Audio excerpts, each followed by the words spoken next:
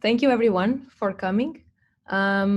We will start, I think I'll start sharing my screen already, so we can have a nice background while we speak. Before we start, I think me and Emma will introduce ourselves, as we are going to be introducing Planet Centric Design to you today. So my name is Carolina. I'm a Planet Centric designer at Vincit, and I'm originally from Portugal. And before living in Finland, I worked in Switzerland, and I came here in June 2019 to Finland. So it's my first year almost. Yeah. Emma, do you want to introduce yourself? Yeah, sure. When I find the unmute button. Yeah, hi, I'm Emma Olivainio I'm from Vincit too. I'm a Planet Centric designer. I have been working in Vincit as a UX designer for over 5 years. And my background is from graphic design and advertising agency world, which I kind of grew into UI design and then grew into UX design, and you know how it goes. And now I'm trying to make a bigger positive impact on the world with this planet-centric design here at Vincit. I feel that the role of IT is pretty big in the kind of the world right now, because we are kind of already digitizing everything and every service that we're doing, and this is, I think, one of the most impactful places you can work right now. So we're trying to make a difference. Yeah. Yeah, and also before we started our presentation, we want to thank UXHel for the invitation, because it's important for us to spread planet-centric design and make it more available to people. And we want to thank the facilitators that are going to help us today. So today we're going to have a part with the group ideation. And for that we have facilitators from Vincit, which is the company where we come from, and also from the UXHel community. So thanks for your time today. So we'll start today with introducing planet-centric design first, then we'll do an individual exercise, and then we're going to do the group exercises, which will be the group ideations that I mentioned. And in the end, we're going to have a few minutes for Q&A. So during this session, please add your questions to the chat, and then in the end, we will try to answer to them. So what is planet-centric design? This is a process for tackling complex environmental challenges. So it's not just a project type or a toolkit, as it is more well known. It's broader than that. It's a process, and it does include design-led methodology with a toolkit that is available in our website. And we use this to design desirable futures, so to work more on a strategic level. And we use it to create sustainable digitalization. So products, services, processes that are aiming to be sustainable. And why we started doing this? So our goal is to accelerate the transition. So the current transition to sustainable ways of operating in society is going on a very slow speed, let's say. So it's represented here by this red line. And we think that we need to be way faster than we are now, and we need to do way more than we are doing now in order to avoid really bad consequences, not only for humanity but also for the planet. And for that, we think that we need to embrace more complexity, and we need different thinking than we had so far.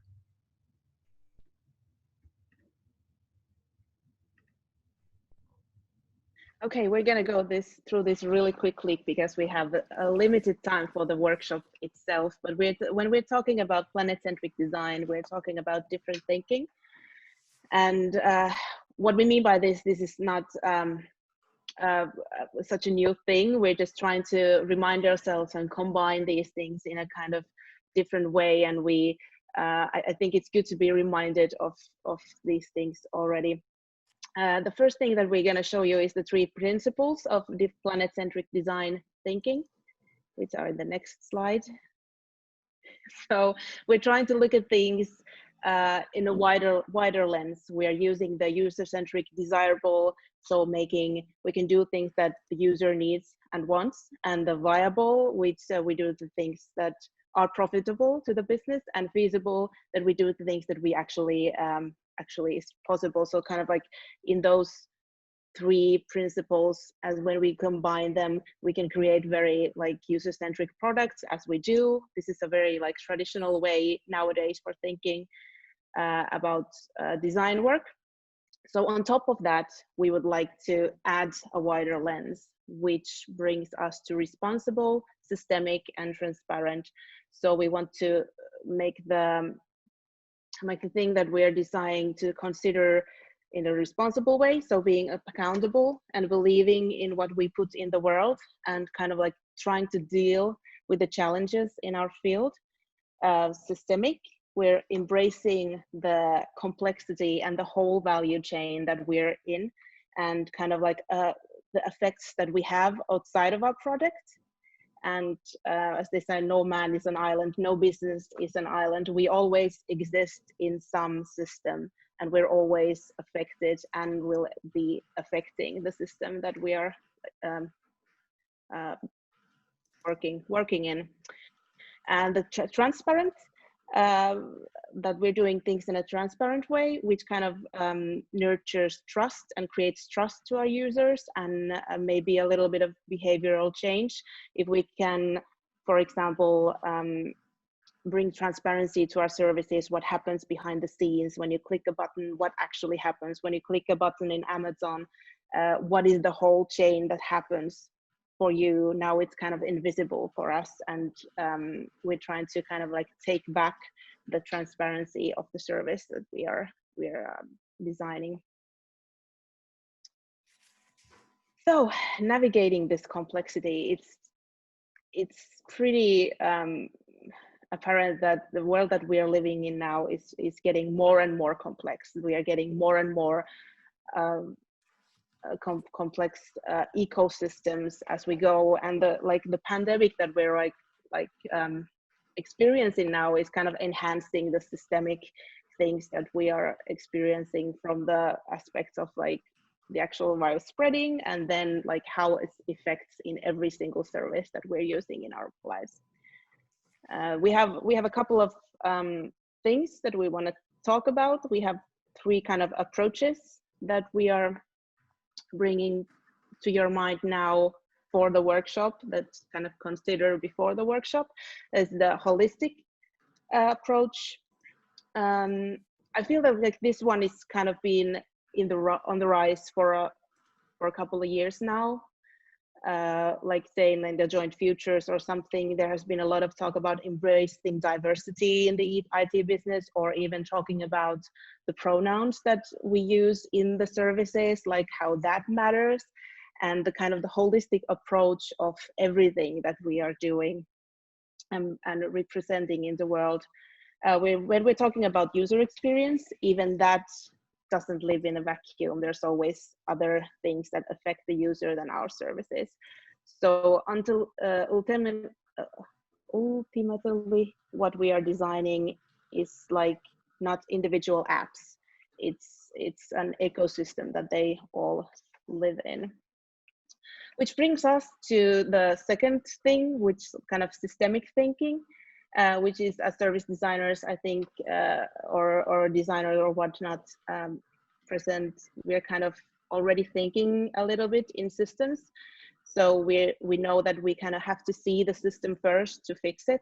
And this is the thing that we're trying to do in today's workshops, like see ourselves as a designer or as a worker inside a system, and how we can actually make a change inside the system. Because of course, if you're interested in doing a positive change in the world, it's not wise if we all just want to change our jobs to something that we can be more effective in. We want to be affecting positively in the place and the role that we are already in.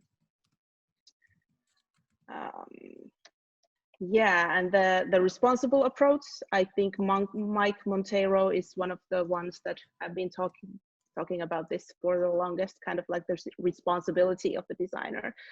So we are privileged to be in a profession and like in a role where we can affect the decisions around us, and we can affect the services that we are designing. We're the users and the creators of the user experience, so we are creating also habits. So it might be a good thing to think of creating positive habits more than negative habits. Yeah, and also to deal with this complexity and to kind of embrace our principles, we have created a methodology that I mentioned that is design-led. So if you're already acquainted with design, these names of these phases may sound similar to you. The things that are more different here are the first and the last phase, which are prepare and release. In prepare, we work more on preparing to work with sustainability. It's kind of a phase zero, because we realize in our research that people feel overwhelmed by this topic, and I think they don't have the right skills to work on it. So we wanted to first ensure like a very basic knowledge on the topic, and to also create collective motivation to tackle these complex challenges. And then the release phase is about communicating our work to do it in a transparent and responsible way. And the toolkit that we have that goes with our methodology, it's available in our website. It's free to download, and we build it to work in collaboration, to break silos and work with people from different fields, different backgrounds, different experiences. Because we think this is one of the key things to tackling complexity, is to work together and to kind of bring diversity of knowledge into a room. Yeah, and one thing we wanted to end this kind of introduction of Planet Centric Design is this is, as you can see here, move fast and break things. This was kind of the main motto in the 2010 decade, especially in the tech community, the startup community. And there's kind of a second take on it, which is by Tatiana Mack. And she says that instead of doing this, we should move intentionally and fix things. And this is also the kind of attitude that we see to be important nowadays, to really make sure that we are making work that is responsible and that has a positive impact. So that this is also something we aim to do in Planet Centric Design. Yeah, and before we start with the workshop, we have our website, planetcentricdesign.com. We also shared it in the chat already. If you are interested in checking, you can see our toolkit there. You can also join the community to receive our newsletter, where we update people on all sorts of events or toolkit updates or blog posts that we write. And now we start.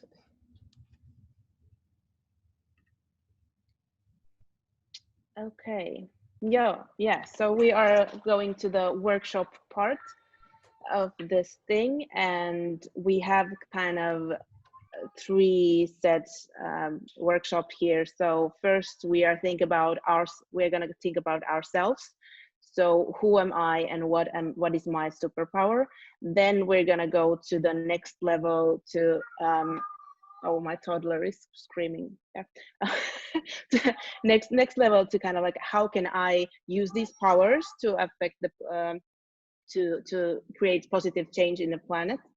And like the last thing that we're gonna do is kind of like, how can I, what's the thing that I'm gonna take with me from this workshop to the world that I can start doing right now. Okay.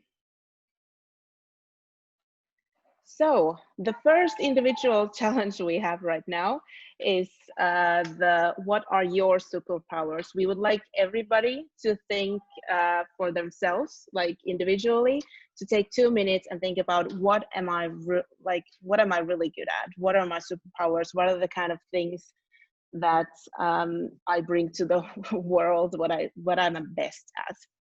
So I would encourage you to take 2 minutes and think about this, and then we can share it in the chat if you're comfortable, and we can see what kind of superheroes we have present here. I can give an example about me. I think my superpowers is like, I'm a generalist. I can like take something and learn enough about it to make it work somehow for me, and then like move on to another thing. this can be a positive or a negative thing. I think this is one of the things that I count as my superpower. And also, I'm a pretty good as a designer looking for another person's perspective. So I'm good at looking at things from different angles. What about you, Carolina? Want to give a couple of examples? Yeah, from my side, I would say breaking down problems and listening to the small things and the details, and also studying, going deep into topics. I like to do that. Yeah. So now we're gonna take two and think about ourselves first, and then write in the chat a little bit about ourselves. So it seems like this, like a lot of people actually send their superpowers. So was this? I don't know if this was easy or not. For someone, it's very easy, and someone it takes a little bit of time. Okay. Yeah, but there's a lot of things with creativity and curiosity and storytelling, and also different things as well. Agile thinker, brutally honest. That's a good one. Yeah, nice. Very nice. Yeah. Keep this in mind. Yeah. So before we continue to the group ideation, we want to start by just introducing a bit more on the idea of responsible agents. And for that, we are going to share. Oops, no. We are going to share like 2 minutes from this documentary from Charles and Ray Eames. It's called Powers of 10, and it's about scale. And we want to show you this to kind of show the scales of impact that design can have. So let's see if you now can hear. Can you hear it? Yeah.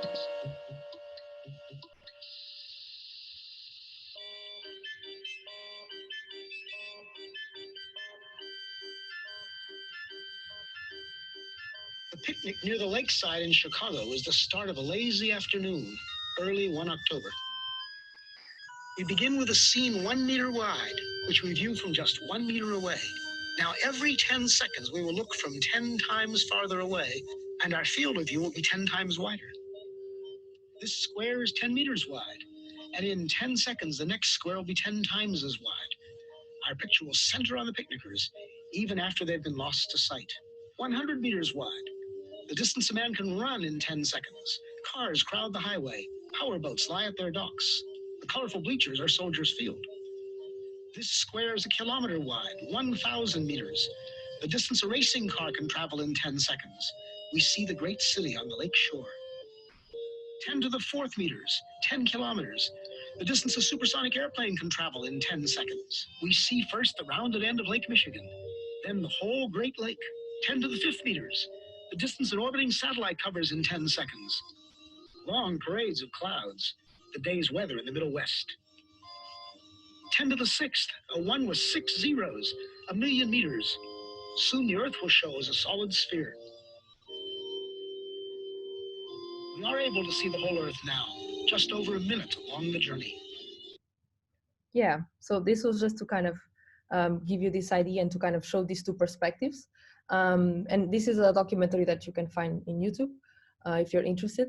So the idea here was to kind of show the difference between what we look at when we think about human-centered design and planet-centric design. So in human-centered design, we focus more on the user and on the user interactions with other people, with objects, and with processes and systems. And when we do planet-centric design, we concentrate also kind of on zooming out and seeing what might be the impacts in society and on natural systems. So we try to look for more indirect impacts that our work might have. And this connects with the idea of responsible agents. And this is, as the goal of the workshop, this is something that we want you to, if you aren't doing this yet, to kind of start putting on this responsible agent hat. Because we need to acknowledge that as designers, the products and services that we contribute to have an impact in society and on the environment, although many times we might not realize. So for example, when we design a service interaction, we are also designing urban interactions, regulation, resource use, and we might be affecting a lot of other things, especially over time, that we might not consider initially. So we think this is important to do work that is truly responsible and also systemic. And to give you a few examples that everyone is probably familiar with, we have Airbnb. So this was initially designed as a peer-to-peer platform where we could rent our room or our house when we weren't there. And it became a gentrification phenomena. So this was something that threw away of city centers a lot of citizens because it increased rent prices. Many city centers became kind of Airbnb towns. So the design of Airbnb ended up influencing the urban landscape, so how cities look like, and also legislation in several countries. The other example we have is the scooters. These are also present in many cities now. They are also present here in Helsinki, and they are advertised as something to create smooth rides.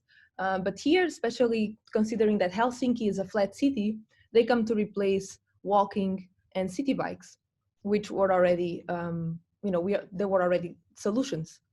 And on top of that, they have kind of a short lifespan, so on average 2 years, which means that we have to use a lot of resources and generate waste. So basically, the design of such a service ended up influencing again the city landscape because they are all over the place, and also resource use and waste. So this was a short introduction to bring ourselves to the second question that we have now, which is how might you use your powers for the planet? So we will do brainstorming sessions in groups, and this is where you'll have a facilitator in your team. And the idea here is that you think about the powers that you wrote down for yourself, and you think about how you can use them as an individual to have a positive impact through your work. And here, think beyond your current job position. Think about your work in general, things that you could be doing in the future. And for example, if you are a student, think about the kind of work that you could be doing, in the future with your skills, etc. So try to open the possibilities. And we're going to have 3 brainstorming sessions. The facilitators will walk you through it. But just to give you a small introduction, we'll first think about how can we use our powers in a responsible way, then in a systemic way, and then in a transparent way. And to kind of remind you again of the principles that Emma already spoke about. So responsible, being accountable for what we put into the world. If I consider that I'm taking more responsibility than I have so far, for example, if my company produces products and some of the parts of those products end up in a landfill, I might want to talk to people and to see what else can we do to stop this from happening. What are the people that need to be working together? What processes should be in place? What do we need to change to make sure that we don't have waste in a landfill, for example? Then being systemic, when we embrace the complexity of value chains and networks, as Emma said, we try to see ourselves in the system. So we don't look at just me and my team, me and our work, or our company, but how do we fit into the bigger system? And for example, if we think of the value chain, we can think, okay, in the value chain, where am I? What comes before me? What comes after me? What's the impact of those things? Can I impact those to make sure they have a more positive impact? And then finally, transparent. Open up your processes and systems to inform users and accelerate behavior change. So as Emma mentioned, if we think especially of digital services, we make them to be seamless and easy to use. And many times we are hiding what needs to happen to deliver this service to people. So if we think of online shopping, me as a user, I just kind of type something in my computer and a few weeks later I have a book at home. And I don't recognize it. I don't realize that there's a whole global value chain in place to deliver that to me. So it's important that we start informing people so that they can be more educated, and also so that they can make better choices and hopefully more sustainable choices. So this is what we're going to use. We're going to use Jamboard. This is how it looks like. So just to give you a small preview, when you get to your breakout room, that's like a feature in Zoom where you will be with your team. The facilitator will will share with you a link to access Jamboard. So this is a digital board, and you're going to have 3 boards, one for each question. And as you can see here, we have how can you use your powers in a responsible way. And this is, let's say, a typical brainstorming. So it's really about thinking of quantity over quality, and to really not judge your own ideas, really just thinking that all are good, especially because we recognize that this can be kind of a hard task at first. So it's important to just throw all our ideas in order to unblock ourselves. And before we go into the breakout rooms, there's something I forgot to say in the beginning. One of the goals of this session is to do a blog post where we will collect all the knowledge that we generate together here. So all the ideas that we create, we want to kind of sum them up into a blog post to share with everyone. All the possible ideas on how to use our powers. So that's also one of the aims of this workshop today. And that's why we ask you to share things in the Jamboard when you're there. And we are recording the session, but it's only this part where me and Emma are speaking, which we also want to share with everyone by the end of the session, all the participants. And when you go into the breakout rooms, that part is not recorded, so you can be more comfortable to speak and to participate as you wish.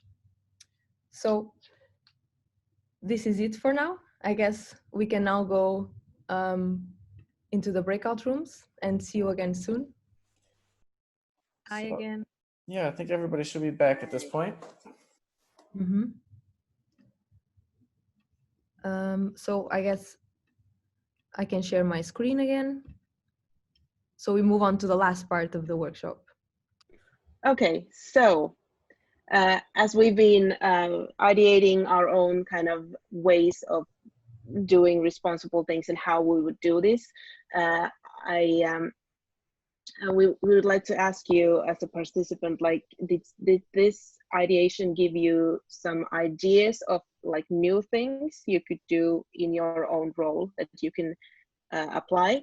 It can be something that someone else wrote in the Jamboard or something, just to kind of like take something with you from this like discussion and this topic that we covered today. You can write it in a chat, or you can just like keep it to yourself. Yeah, we can take a few minutes so you can go back to your Jamboard and think about it for a second. Okay, we've been having nice ones. I'm gonna take a couple of these too for myself. So we have some time now for questions and answers. And thank you so much for sharing all the ideas. I see some people are still writing, and a lot of different things. Some are more to do with networks and connecting people, others to create criteria and measurements for sustainability. So pretty interesting. And thank you so much for participating in the workshop overall and taking the time. As we mentioned, we will write a blog post about this. So we will sum up all of the collective knowledge that we generated in this session and share with everyone. So it's really nice that you guys are sharing your ideas and you were ideating with us today. Yeah, and now if you have any questions for us, please ask.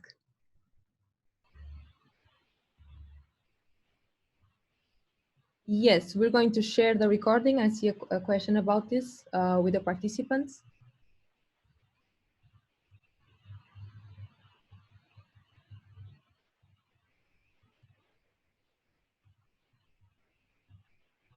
What's next for you regarding this PCD process? What's next? We are trying to develop the method and the kind of the projects that we're doing with our clients. So we're actually like trying to figure out ways to actually work with the clients and make them into an IT project. So actually combining design with dev and like marrying them together in a planet-centric way. Yeah, and also bring Planet Centric Design to everyone in Vincit, because we are 500 people company. So of course people can be interested in things, but to really, get into Planet Centric Design and to really start doing it 100%, it's always something that takes time. So that's also something that we are doing at the same time, bringing it to all sorts of, let's say, departments inside our company. Mm. So there's a couple of questions here, but I'll just pick one real quick. Is how do you apply it in practice, PCD in practice? What do you guys think? Yeah, that's a good question. PCD, on one hand, in our kinds of projects, it's a way to kind of bring people in to a project that maybe wouldn't be there traditionally speaking. So bringing in sustainability experts, for example, or other kinds of expertise that might be relevant to a project, and kind of facilitating that the kind of the dialogue and the work for people to really bring out the best of their abilities when they work together.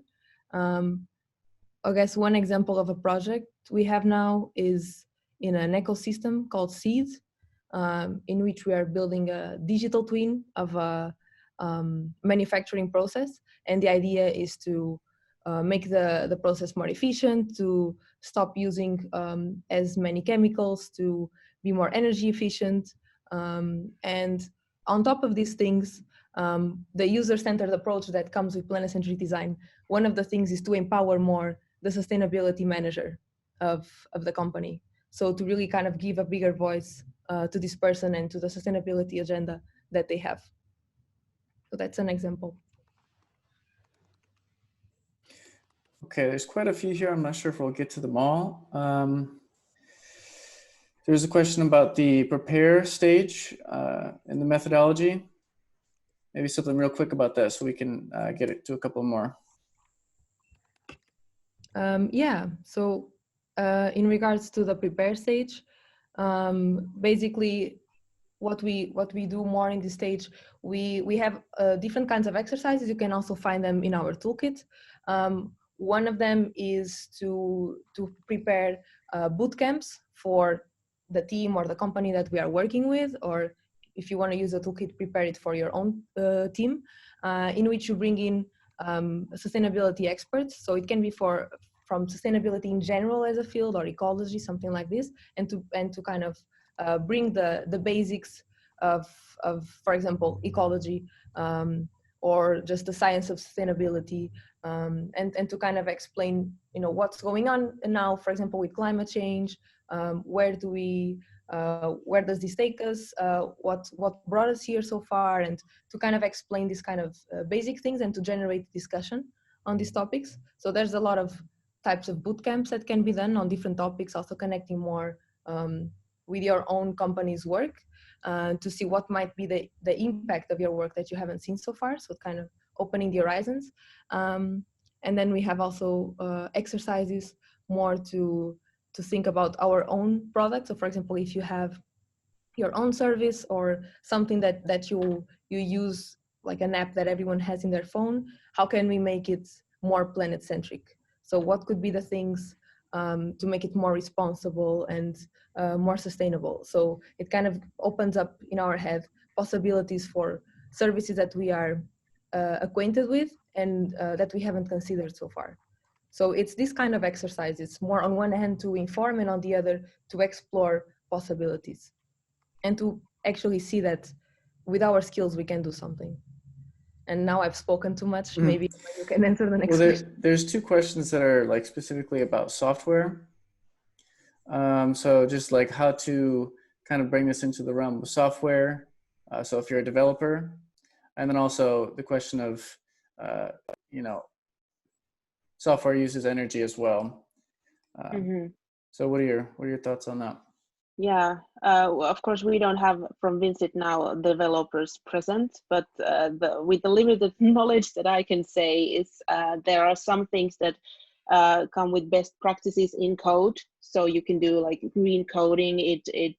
It's about like downloading the things into your device in a certain way, so it doesn't have to download it over and over again from the server. There are things like considering like screen brightness or something. So there are a couple of things that you can take into account in code to make it more efficient, and of course like choose the servers that use only renewable energy and stuff like that. But that's something that we cannot really address by design thinking, like just about like how it is produced and how it is like developed, the code itself. And then like thinking about like product design and mobile design, it's always an individual thing, of course, like what does an app do, and how what are the systems that happen like behind the digital things, like this, is there a food delivery from somewhere to somewhere, or what happens when you click things on an app. So that can be anything. That's a very broad subject. Maybe one last one real quick is just about the clients. So there's the question of, is it a hard sell, or are people coming to us looking for this? And then, you know, have we used it with clients in projects yet? And then, you know, what is the kind of feedback that we get when we kind of talk about this with potential customers? Well, the feedback is usually very excited. Like we get a lot of people saying that it's great that you're doing this, but we're not sure of like what are you actually doing. So there comes we kind of have to give very concrete examples of like what could we do with you. So it's really hard to wrap your head around what is it and what it is actually that you do when we're not talking about just developing software and doing like very traditional service design. But people are very interested, but yeah, it's an emerging field. So okay, well, we are time. Yeah. Okay. Yeah, I guess, thank you so much. I guess we could answer some questions. It was good. I realized that the form I sent needs permission. I was trying to open it with another account quickly to send you, but we're already out of time. So we will share it in the UXHel Slack, and also with the people that share their emails, and in a meetup group, we'll put it there. So you guys can give us your feedback. Yeah, thank you so much for your time and being with us today. For us, this is great to be able to share and to have everyone participate. So we really appreciate that. Thank you. Bye-bye. Okay, bye. Bye.